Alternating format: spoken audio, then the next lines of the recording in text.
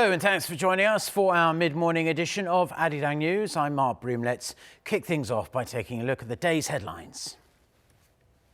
Following the U.S. drone killing of its top military commander, Iran says it will no longer abide by any of the limits set by its 2015 nuclear deal with world powers. Iraq's parliament also passes a resolution calling for U.S. troops to be kicked out. It's been dubbed the indie masterpiece of the year. The South Korean hit movie Parasite aims to scoop a bag of Golden Globes. Bong Joon-ho's film has been nominated for Best Director, Best Screenplay and Best Foreign Language Film. Plus, Australia's bushfire crisis is the nightmare that seems to never end. Blazes continue to rage out of control over an area the size of Belgium.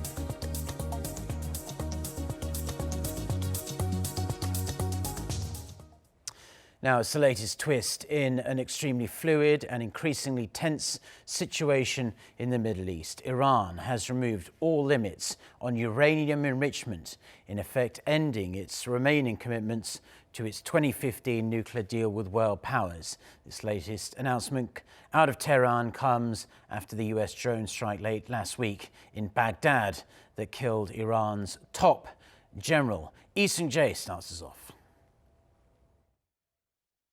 In an announcement on its state television on Sunday, Iran said it would no longer abide by any of the nuclear deal it made with world powers in 2015.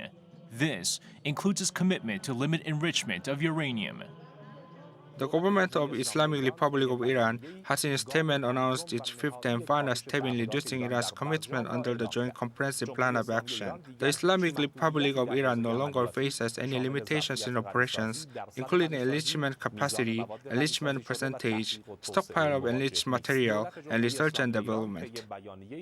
The deal had placed limits on Tehran's uranium enrichment, the amount of stockpiled enriched uranium, along with the research and development in its nuclear activities.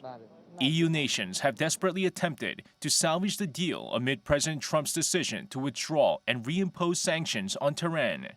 Ever since, Iran has gradually reduced its commitments, but this announcement leaves the deal in complete disarray.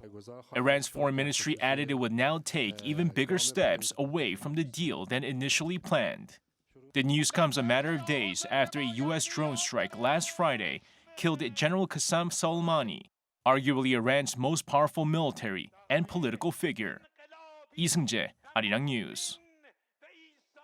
Now, following on from that report, more fallout from that drone strike. Iraq's parliament passed a resolution Sunday to work on expelling U.S. and other foreign military from the country. The vote came just 2 days after the U.S. airstrike in Baghdad that killed Iran's top military commander. The resolution aims to get the U.S. to withdraw the roughly 5,000 American troops present across Iraq. The bill is non-binding, needs to be approved by the Iraqi government, but it's likely to be backed by Iraq's Prime Minister, as he has already called on Parliament to end the foreign troop presence in the country. Now, America's top diplomat says the world is a safer place following Washington's killing of Iran's top military commander. However, tensions between Tehran and Washington are reaching fever pitch, with the Iranians vowing to take revenge. Kim Hyo-sun reports. U.S. Secretary of State Mike Pompeo has defended the U.S. drone strike, which killed Iran's military commander Qasem Soleimani, sending another warning that Washington will respond strongly if Iran retaliates. During an interview with ABC News on Sunday, Pompeo said the world is a safer place with Soleimani out of the picture. Speaking on NBC's Meet the Press on the same day, he stressed the Trump administration is committed to protecting Americans. They do, that our response will be decisive and vigorous, just as it has been so far. But we're going to take all actions necessary, not only in Iraq, but throughout the region, to protect Americans, American citizens, as well as my diplomats and service members who are serving overseas. We're always going to do the right thing to protect America, and I am confident. He also explained that the U.S. wants Iran to behave like a normal nation. Years, diplomatic, economic, now military, to convince the Iranian regime to simply behave like a normal nation and to raise the cost when they inflict harm on America if they don't. Over the weekend, President Trump took to Twitter to warn Iran that it will face very specific military action if it decides to strike any Americans or American assets in the region. He said Washington has 52 Iranian sites in its crosshairs, adding the country will be hit very fast and very hard if necessary. The remarks sparked an immediate response from Iran. The military advisor to Iran's supreme leader said in an interview with CNN on Sunday that it was Washington that had initiated war and it should accept appropriate reactions to the actions it has taken. Tehran has also vowed to take revenge by raising a red flag on top of the Jamkaran Mosque, declaring that it's ready for war. The red flag symbolizes both blood spilled unjustly and serves as a call to take revenge. Against this backdrop, America's allies, including Britain, are also taking measures to protect their own nationals in the region. British troops in Iraq are to be given greater firepower to protect themselves and guard British diplomats from any possible Iranian-led attacks. Kim Hyo-san, Arirang News. Now, U.S. President Donald Trump has yet again warned Iran, this time of a disproportionate response if it attacks the United States or Americans. Trump tweeted on Sunday that Washington will quickly and fully strike back in a disproportionate manner if faced with any military action by Tehran. This comes after Iran previously vowed harsh retaliation for the U.S. airstrike that killed its top general last Friday. Earlier Sunday, President Trump said Washington will send brand new, beautiful equipment to Iran without hesitation should Tehran attack.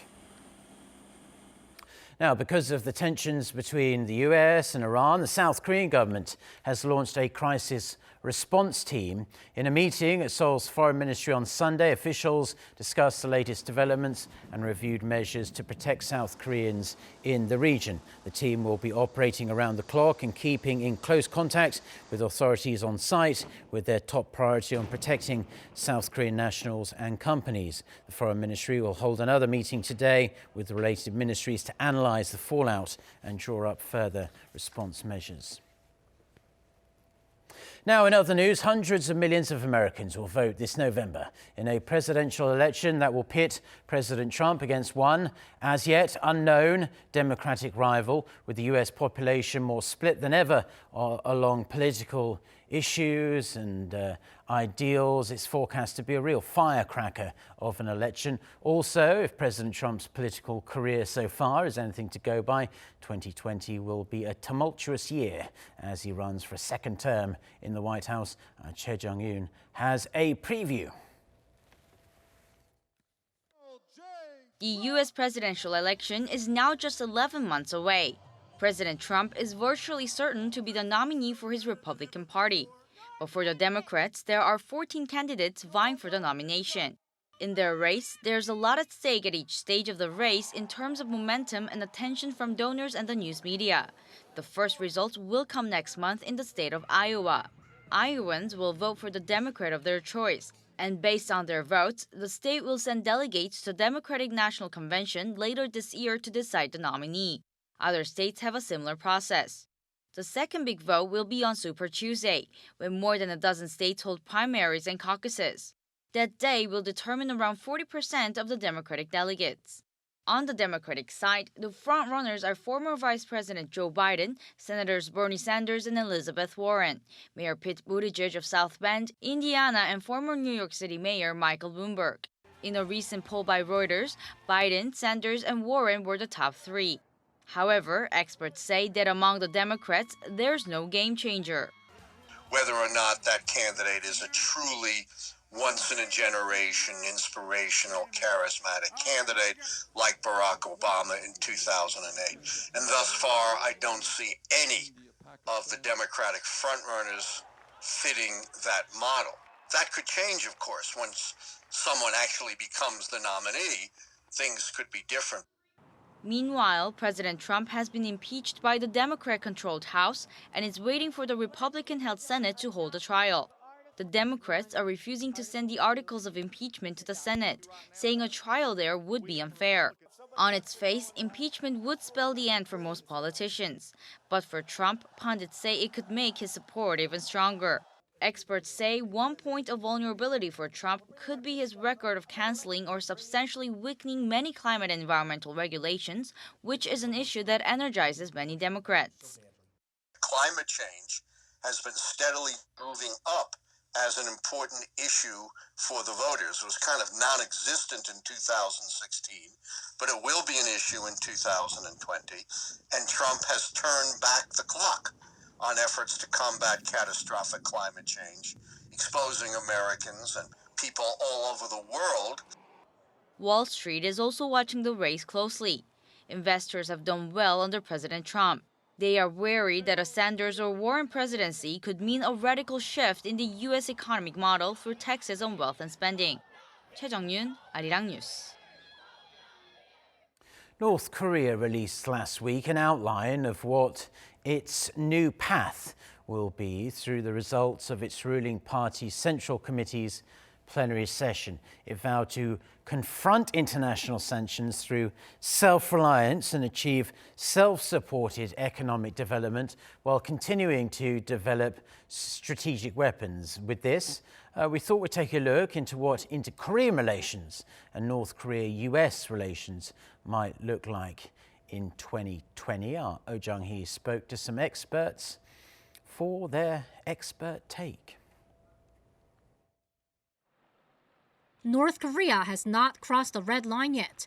It has not declared an end to its talks with the U.S. and did not explicitly say it'll resume its nuclear and ICBM tests. But analysts say the prospects for North Korea-U.S. nuclear negotiations are not so bright this year. Through its ruling party Central Committee meeting, the North has said that it won't return to negotiations until the U.S. withdraws what it calls its hostile policies. Hostile policies could mean a lot of things, but definitely included among them are the sanctions. This is a higher bar for the talks than before. The North wants sanctions relief in exchange for taking part in the negotiations themselves rather than actual steps toward denuclearization. Plus, the North is ready to stick with this for the long term. I believe the time period of January to February is a golden chance. By then, U.S. politics would have died down a bit from Trump's impeachment, and its negotiation team for North Korea would be ready again. So it's critical that South Korea and the U.S. are proactive in sending messages to North Korea in January and February. Meanwhile, the North said nothing about its relations with South Korea. Seoul's Unification Ministry explained that this is because the North's ruling party gathering does not usually deal with inter-Korean relations. But pundits have a different opinion. They say the North does not consider inter-Korean relations a major factor that can influence the current political situation. The North is deliberately singling out South Korea because it thinks that relations with the Seoul will naturally follow once its relations with the U.S. improve. What the North wants most now is to get concessions from Washington, and in doing that, South Korea is not so useful from the North's point of view. The North has warned that it'll continue to develop strategic weapons which refer to nuclear weapons or ICBMs. And this is why analysts think that if circumstances are left as they are, then tensions could rise again on the Korean peninsula. A critical time point would be March. If there aren't any developments before the Seoul-Washington joint military drills begin in late February, experts agree it'll be difficult for things to take a positive turn. Oh Jung-hee, Arirang News.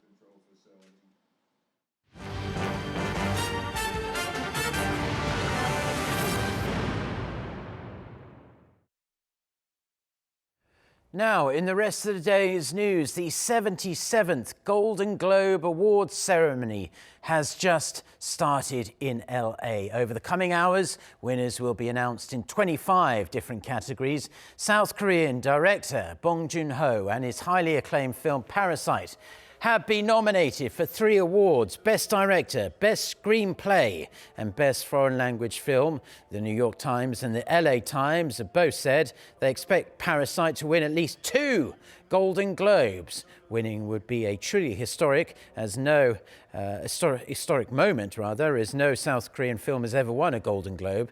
It will also serve as a barometer for the film's Oscar chances. Next month, Parasite won 2 more awards over the weekend: Best Picture and Best Screenplay from the US-based National Society of Film Critics. And another South Korean doing well is Olympic skeleton champion Yoon Sung-bin. He got back to winning ways on Sunday, scooping the season's first World Cup gold medal in Germany. The 26-year-old finished in 1 minute 52.95 seconds, 5/100ths of a second ahead of Germany's Alexander Gassner. The win gives Yoon his 10th career World Cup gold. Dubbed Iron Man, Yoon won South Korea's first ever gold medal in the event at the 2018 Pyeongchang Winter Olympics. In economic news, South Korea's foreign exchange reserves hit a fresh all-time high for the third straight month in December of last year. The Bank of Korea says reserves amounted to around $409 billion last month. That's up some $1.4 billion on month. The central bank attributed the rise to the weaker greenback that pushed up the value of non-dollar denominated foreign assets. As of the end of November, South Korea had the world's 9th largest FX reserves, with China, as per usual, topping the list.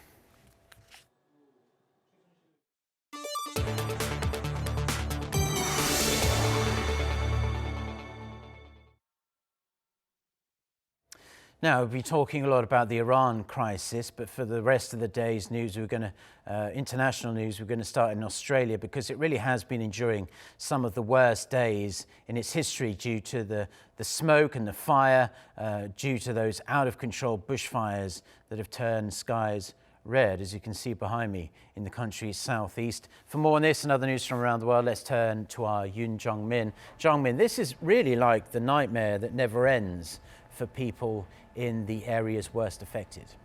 Right, Mark. As you say, fire authorities have declared that the weekend were the worst days yet in Australia. Skies in the country's southeast turned red due to smoke from bushfires that have been raging for months. Thousands of kilometers away in Auckland, the sky turned a bright orange, while a blood red sky was seen in Pambula in the Australian city of New South Wales. Firefighters told reporters that Saturday was one of their worst days ever on record. A local fire service in New South Wales said nearly 150 fires are still active across the state, and 64 of them are out of control. Nearby Victoria State is suffering from a blaze which is bigger than the New York borough of Manhattan. Since September, the bushfires have killed 24 people, destroyed nearly 1,500 homes, and burned more than 50,000 square kilometers of land.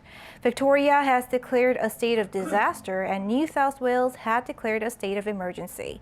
On Saturday, Australian Prime Minister Scott Morrison announced that the government will send 3,000 reservists to fight the fires, while committing almost $10 million to lease firefighting aircraft. Here is the Prime Minister.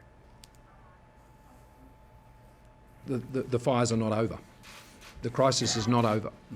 There are months to go, and particularly in the southern states, and speaking to Premier Hodgman, in Tasmania and in Victoria, their more difficult seasons usually come later in January and in February. So there is still a long way to go. Still, record-breaking temperatures in those regions are making efforts to tackle the fires even difficult.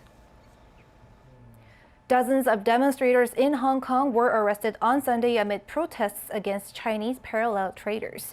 Reuters and other sources say hundreds of people gathered in the center of Hong Kong and marched through the streets where Chinese parallel traders have their shops. The protesters accused the traders of buying goods in the city and selling them at a higher price in mainland China. Sources say there were also clashes with police, and many protesters were detained. And finally, to the news that a tuna fish has fetched an astonishing $1.8 million at a New Year auction in Tokyo.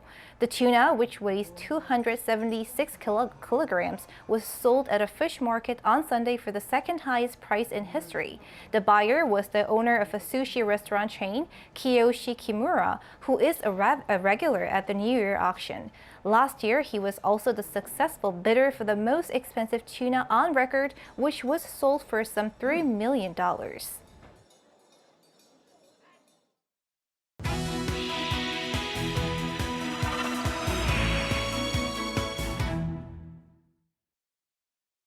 Now it's Monday, and that means it's time for our weekly Life and Info segment, where we focus on information we do hope will be useful in your everyday life. Now, every year, some of the most popular New Year's resolutions are related to losing weight, and data shows getting enough sleep and consuming adequate fat can actually reduce that nasty fat you sometimes get hanging around your belly, especially after the festive and New Year's celebrations. Park Se-young with more.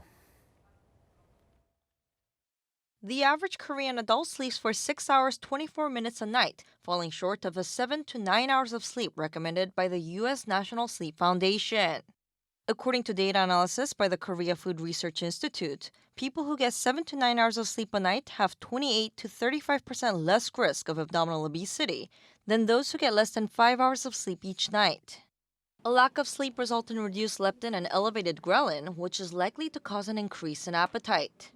In addition to getting enough sleep, those looking to lose belly fat should also consume an adequate amount of fat. Those who slept for 6 hours with a proper intake of fat were nearly 30% less likely to have abdominal obesity than those with 5 hours of sleep. But those who ate too much or too little fat didn't see the same benefits, and some even faced a higher risk of abdominal obesity. The researchers recommend people to have a 13 to 26% ratio of fat in their diet. Since the average Korean adult's diet has a 21% fat ratio, just getting enough sleep should help lose belly fat. Eating too many late-night snacks should be avoided as it increases fat intake. But eating too little fat also doesn't help reduce one's risk of abdominal obesity. It's important to consume the right amount. Abdominal obesity is linked to hypertension and diabetes, but can be prevented by getting enough sleep and following a healthy diet. Park Se-young, Arirang News. Some good tips there. Now, before we get a weather update, some news that will come in useful for you if you're planning to travel over the Lunar New Year holiday, because train tickets for the holiday will go on sale here in South Korea for 2 days from Tuesday, and this will be both online and offline. Korail says tickets for the Gyeongbu, Gyeongjeon, Donghae, Daegu and Chungbuk lines will be available on Tuesday. Those for the Honam, Jeolla and Gangneung lines will be sold on Wednesday. The rail operator says it has allocated 80% of the tickets to be sold online, while the remaining 20% will be sold at stations and travel agencies. Now, online bookings will begin at 7 a.m. Korea time. It's best to get in as early as possible. Offline bookings start an hour later.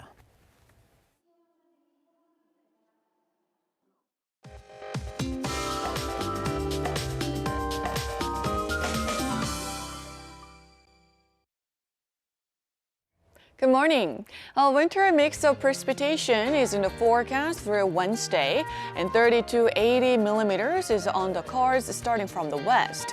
Meanwhile, eastern regions and mountainous regions on Jeju could see more than 120 millimeters. And colder temperatures could turn rain into snow, so be extra careful. And according to the East Asian calendar, today is Soan, one of the coldest days of the season so far. But temperatures will be more than bearable across much of the country.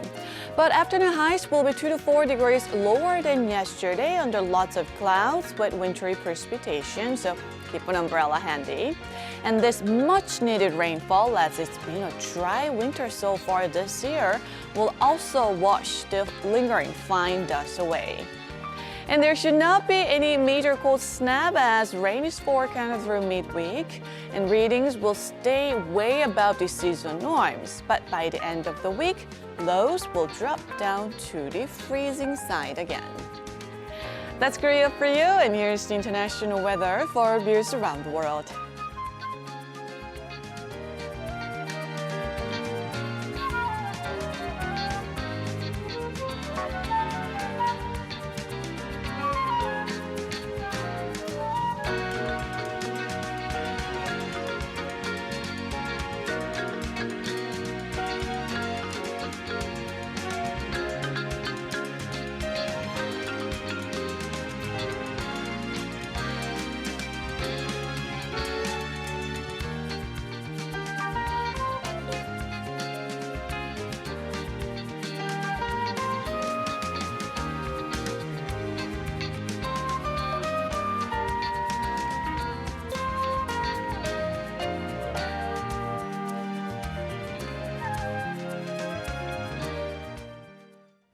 Well, that's all the news and weather we have for now on this Monday morning here in Seoul. Stay tuned to Arirang TV. Our next newscast is coming up at noon Korea time, but plenty more good stuff coming up in the meantime. Until next time, goodbye.